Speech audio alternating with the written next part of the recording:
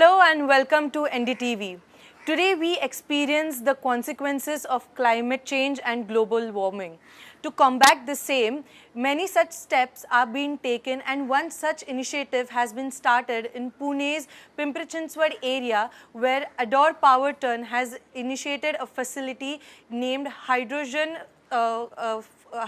facility. And to inaugurate the same, we have Australian High Commissioner to the Indian Consulate, Mr. Green Philip, with us. Let's take an in-depth interview of the same.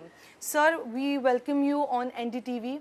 My very first question to you is, Australia is known for its, expertise in renewable energy technologies. This initiative, how do you look at this initiative to combat the decarbonization globally? Well, this is at the centre of our partnership with India. Just last November, our two Prime Ministers met for their annual summit, and amongst a wide range of new initiatives that they agreed, the cornerstone was a new renewable energy partnership. And that will help us work together on a wide range of fields, whether that's critical minerals or hydrogen. But at the core of it was a new effort by Australia to support Prime Minister Modi's objective for 10 million solar rooftops. Now, why can Australia help with that? Because Australia is the country of all countries in the world with the largest deployment per capita of solar rooftops. And putting a solar PV panel on the top of a roof is not so complicated. What is very complicated is making sure that that can then feed back into the grid, and the householder can not only create energy, but can also sell energy back into the grid. That's the capability that many Australian businesses and for operations have developed.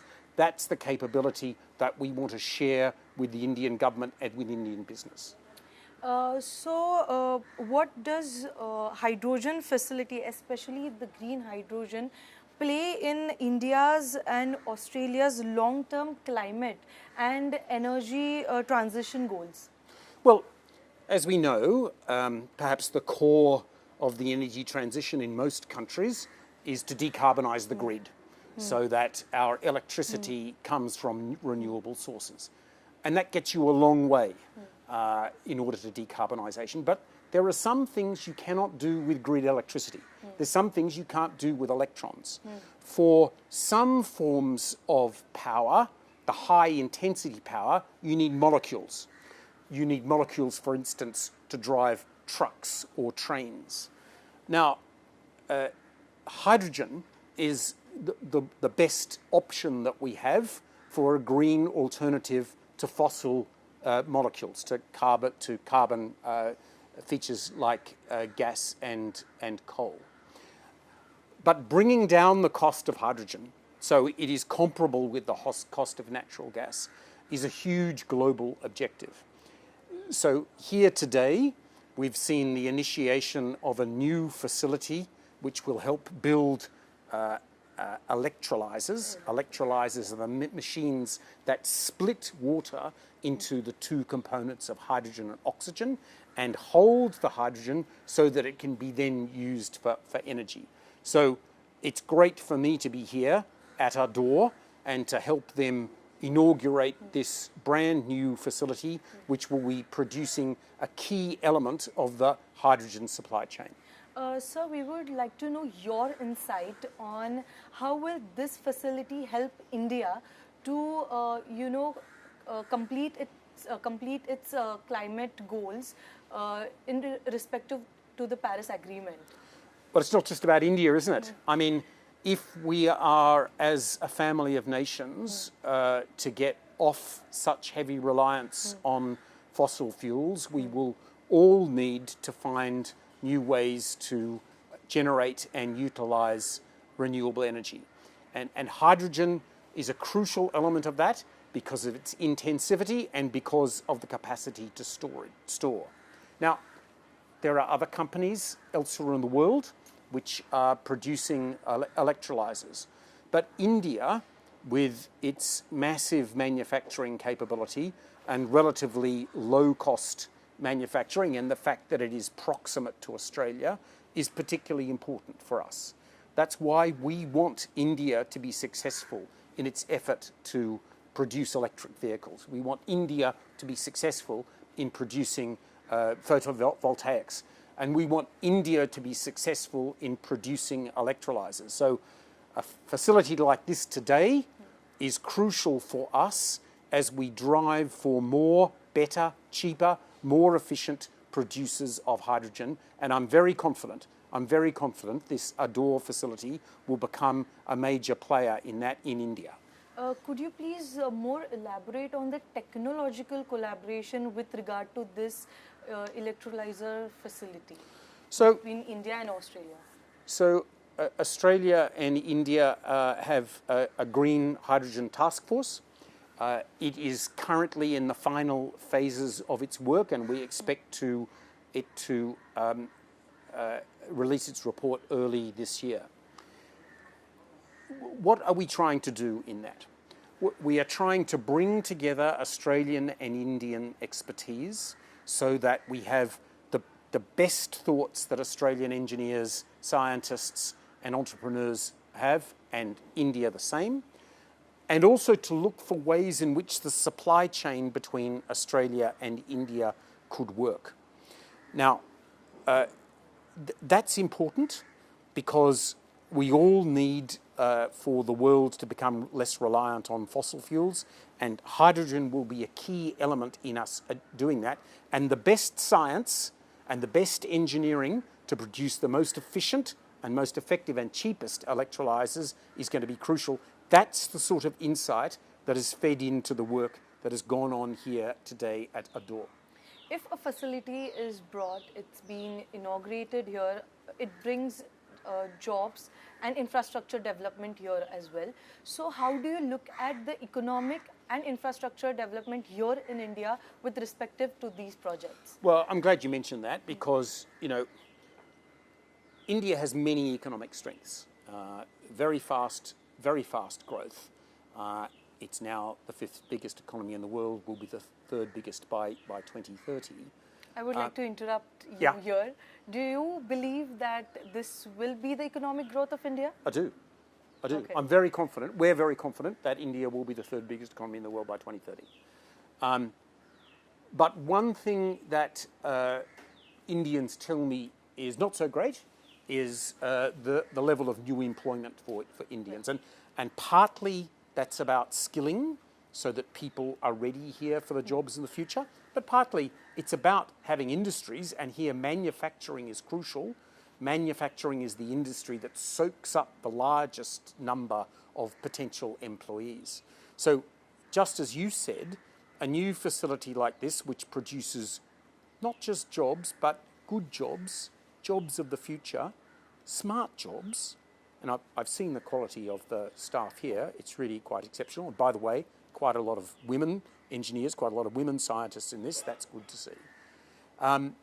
This sort of facility is the sort of thing that India needs a lot more of in order to soak up that large pool of young people who are coming onto the job market. And can I say one other thing about that which is important?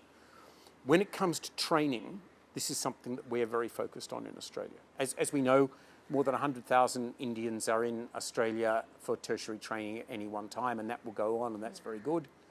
But we think that we can play a bigger role in skilling young Indians up for the jobs of the future.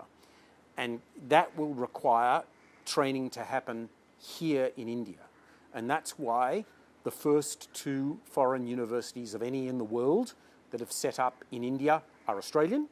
And just this week, we announced a 3rd Australian university, which is opening a university. That one will be in UP. So we want to be part of India's success story. We believe in India's growth. We also believe that Indian young people can have a better opportunity of a good job, and India's economy will grow faster if there's higher level training. And we can play a part in that, and we're keen to do so. Considering continuing on the same questions, how do you look Australian businesses or Australian companies in India's green space, green energy space? Well, it's huge. It's growing very fast, and that's a big testament to the commitment of the Modi government to green energy. I guess there's a number of ways which we fit in. We've talked a bit about technology transfer and about how Australia has some innovations that we are happy to share. The second thing I'd say is that a young Australian startup in the field of green energy, we're not such a big economy, we're only 26 million people. Traditionally, to grow fast, they will need to internationalise and to scale. And typically that's not available in Australia. And typically young tech firms in Australia have put a foot into Silicon Valley or Singapore or Germany or whatever. What I'm saying to Australian young tech entrepreneurs, including those in the green energy field, come and have a look at India, because this is a place where there's high quality manufacturing, there's definitely scale, and there are global connections. So this is an option for Australian tech firms. One final thing I'd say is very important here. India has an ambition to be a huge producer of batteries and electric vehicles, and we in Australia want that to happen too. But the fundamental building block for those electric vehicles is lithium. Australia produces more than 50% of the world's lithium. But at the moment, there is very little trade between Australia and India in lithium. It all goes to another country or countries to be reprocessed. What I'm working on is to have Indian firms directly connected to lithium mines in Australia, whether that be by way of ownership or be by way of offtake. That's number one. And number two, for Australia and India to be working on that lithium supply chain. And let's not forget, you get the lithium out of the ground, you've got to turn it into lithium hydroxide, then to cathode active material, and then to batteries, and then to cells, and then to batteries. There's a long way in that supply chain, and we need to do a lot more between Australia and India to connect us. So my next question is the most talked region in Global South, the Indo-Pacific region. How does the hydrogen electrolyzer facility mean for the future of energy security in Indo-Pacific region? Well, Australia's economic and strategic future lies in this region. And for a very long time, much of Australia's effort has been to provide the energy, the resources and the skills to countries in our region. And over the longest period, that's been with countries like Japan, that's been with China, that's been with Korea, that's been with countries like Singapore. In this decade, we have decided that we want India to be part of that family of countries with which we are closely engaged in major industry. And that's why my government has spent 280 million Australian dollars, that's over 1,000 crore rupees, on an upgrade of our bilateral economic links. That means that we can have more delegations, we can have more support for industry.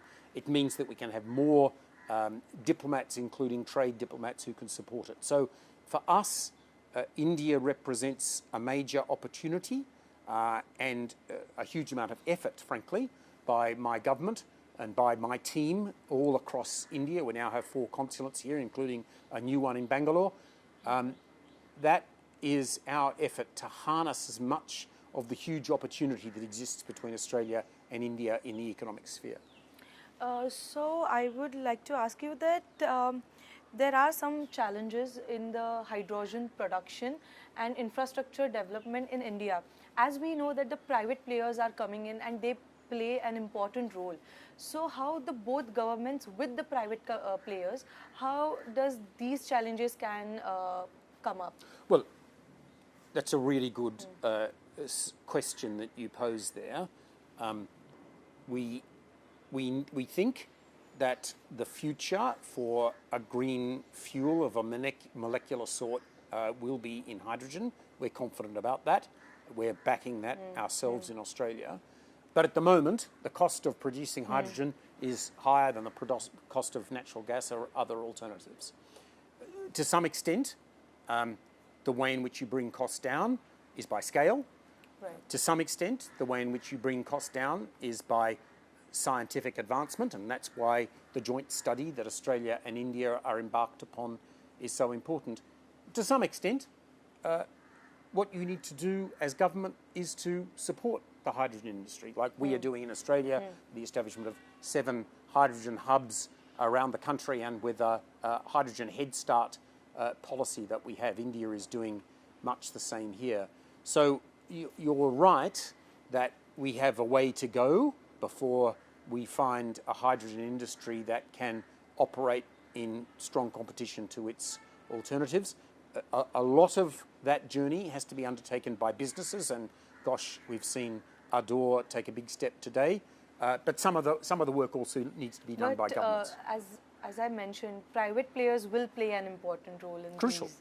Crucial. I mean, Australia is a liberal economy. We believe that we believe in free enterprise, and we believe that with the right incentives and the right vision, that the private sector will have to be at the centre of the hydrogen industry, as it has been in all of the previous industries in Australia. But we also think it needs a level of government support and direction, and that's what we're doing, and that's what the Modi government's doing as well.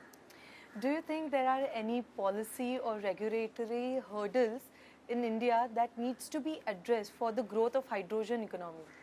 Well, look, that's much more a question for Indian firms and for the Indian government to work out.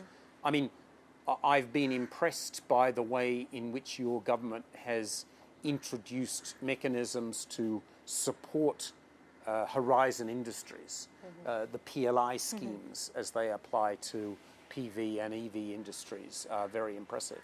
So, I think Indian government is best placed to identify what further support for industry there should be, and let's face it, that's got to be carefully done. Just a question in between that. What are your expectations, for the future of hydrogen energy in India?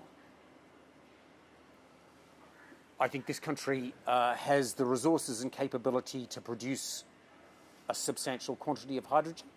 I imagine that a large amount of that will be deployed domestically, but I know that India has an ambition, like Australia does, to be an exporter of hydrogen. But today we're here at the Ador facility, and that reminds us that India won't just be a producer of hydrogen, it'll also be a producer of the plant and equipment that will produce hydrogen.